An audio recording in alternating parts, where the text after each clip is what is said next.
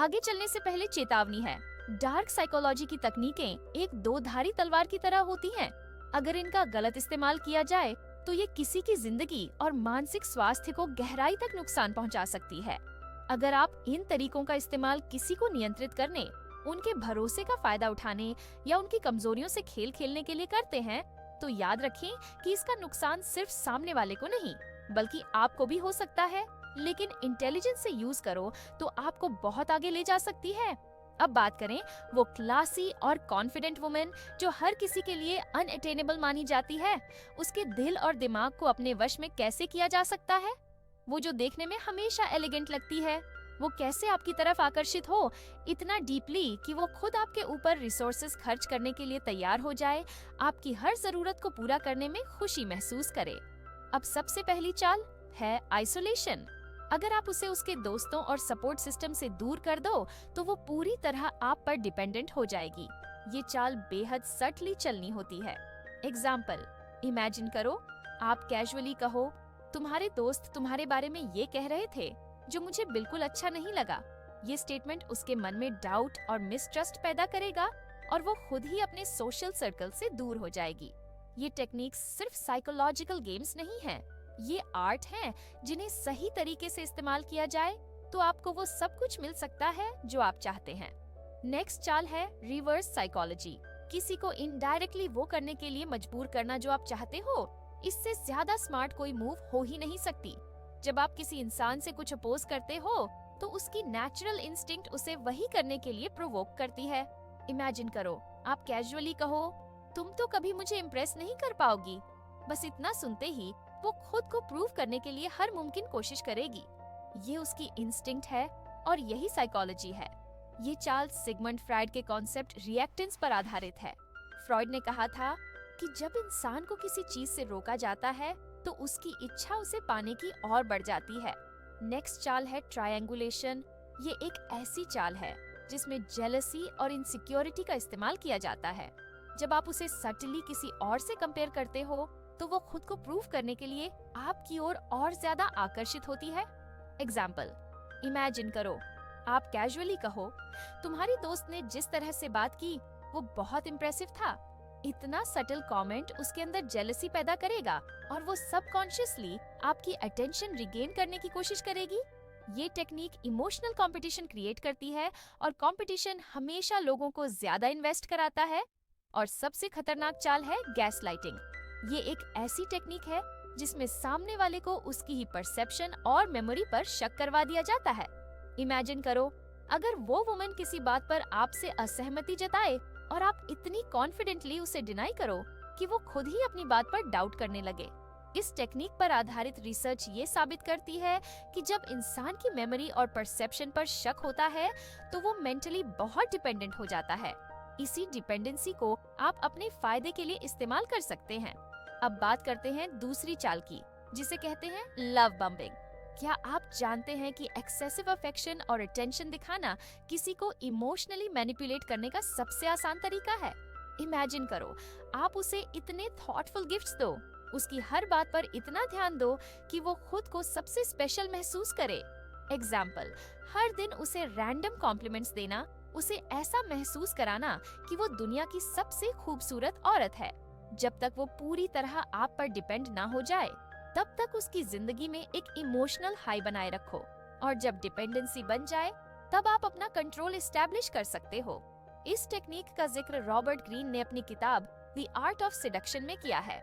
उनका कहना है, people are most vulnerable when they feel adored and special. अब बात आती है गिल्ट ट्रिपिंग की। इसका मतलब है किसी को उनके एक्शंस या इमोशंस के लिए गिल्टी फील करवाना। इमेजिन करो आप उसे सबटली ऐसा फील कराओ कि उसकी कोई बात आपको इमोशनली हर्ट कर रही है और वो गिल्ट में आकर आपकी हर बात मानने लगे। एग्जाम्पल, मुझे लगा था तुम मुझ पर भरोसा करती हो, लेकिन शायद मैं गलत था। ये एक सिंपल स्टेटमेंट उसके गिल्ट को ट्रिगर करेगा। जॉन बी वॉटसन, जो मॉडर्न साइकोलॉजी के पायनियर थे, उनका मानना था emotions like guilt are powerful tools for shaping behaviour. Next है डिवैल्यूएशन। अगर आप किसी इंसान की सेल्फ वर्थ को सटली तोड़ दें तो वो धीरे धीरे आप पर इमोशनली और मेंटली डिपेंडेंट होने लगता है। उसे ऐसा महसूस कराएं कि उसके डिसीजंस, उसकी सोच या उसका हर काम गलत है। जब कोई बार बार ये सुनता है कि वो कुछ भी सही नहीं कर सकता, तो उसका कॉन्फिडेंस गिरने लगता है। इमेजिन करो, आप एक सोफिस्टिकेटेड अंदाज में कहें, तुम तो छोटी छोटी बातों में भी कंफ्यूज हो जाती हो। शायद तुम्हें किसी की जरूरत है जो तुम्हें सही डायरेक्शन दे। ये स्टेटमेंट उसके अंदर इनसिक्योरिटी पैदा करेगा और वो सबकॉन्शियसली आपसे वैलिडेशन मांगने लगेगी। फेमस साइकोलॉजिस्ट एल्फ्रेड एडलर ने अपनी रिसर्च में कहा है कि जब इंसान की सेल्फ वर्थ गिराई जाती है, तो वो वैलिडेशन के लिए बाहर की ओर देखने लगता है। यही मोमेंट है जब आप उस खाली जगह को भर सकते हैं। नेक्स्ट है साइलेंट ट्रीटमेंट। साइलेंट ट्रीटमेंट सिर्फ इग्नोरिंग नहीं है, ये एक डीपली कैलकुलेटेड मूव है। जब आप कम्युनिकेशन को अचानक से बंद कर देते हैं, तो दूसरा इंसान बेचैन हो जाता है। वो ये सोचने लगता है कि उसने क्या गलती की। इमेजिन करो, आप कैजुअली किसी बात पर नाराज होने का दिखावा करें और एकदम चुप हो जाएं। वो बार बार आपसे पूछेगी, क्या हुआ? लेकिन आप उसकी बातों को इग्नोर करें। जब वो रिपीटेडली आपके अटेंशन के लिए कोशिश करेगी, तो आप अपनी बात मनवाने के लिए उसे मैनिपुलेट कर सकते हैं। डॉक्टर हैरियट ब्रेकर ने अपनी किताब Who's Pulling Your Strings में कहा है, silent treatment creates a void that forces the other person to chase your approval. Next चाल है इमोशनल ब्लैकमेल। ये चाल फियर और ऑब्लिगेशन को हथियार बनाती है। जब आप सटली किसी पर इमोशनल प्रेशर डालते हैं, तो वो गिल्ट या फियर में आकर वही करने लगता है जो आप चाहते हैं। एग्जाम्पल के तौर पर इमेजिन करो, आप कहें, अगर तुम मेरी बात नहीं मानोगी तो मुझे बहुत बुरा लगेगा। शायद मैं खुद को संभाल नहीं पाऊंगा। ये सुनते ही वो खुद को जिम्मेदार महसूस करेगी और आपकी बात मानने पर मजबूर हो जाएगी। फेमस ऑथर सूजन फॉरवर्ड ने इमोशनल ब्लैकमेल पर विस्तार से लिखा है। उनका कहना है, Fear and guilt are the two strongest emotional triggers that make people act against their own interests. Next चाल है future faking. इस चाल में आप सामने वाले को सपने बेचते हो, ऐसे सपने जिनका कोई सच होने का इरादा नहीं होता। फ्यूचर के बड़े बड़े वादे करना और फिर उनके बहाने प्रेजेंट में अपना कंट्रोल जमाना इस टेक्निक का कोर है। इमेजिन करो, आप कहो, हम दोनों का फ्यूचर बहुत ब्राइट हो सकता है, बस अभी तुम्हें मुझे थोड़ा सपोर्ट करना होगा।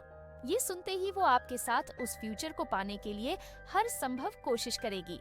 रॉबर्ट ग्रीन, जो मैनिपुलेशन टैक्टिक्स के मास्टर माने जाते हैं, अपनी किताब द 48 लॉज ऑफ पावर में कहते हैं, promise the moon but deliver when it's too late to escape. अब इन चालों को इस्तेमाल करने का सही तरीका है पेशेंस और सटल्टी।